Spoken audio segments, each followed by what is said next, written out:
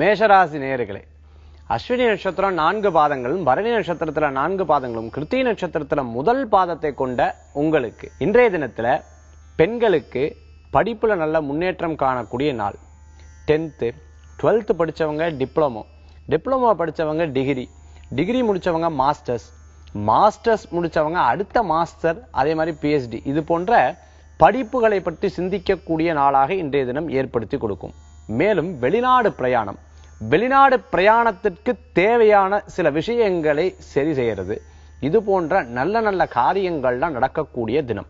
இன்றைய தினத்துல அஷ்டம சனி இருந்தாலும் அந்த கஷ்டத்தை எல்லாம் பாராமல் மிக தெளிவாக அடுத்தடுத்த விஷயங்களை எடுத்து செய்வீங்க. வீட்டில் வரக்கூடிய சொந்த பந்தங்களை சரியாக உபசரிப்பீங்க.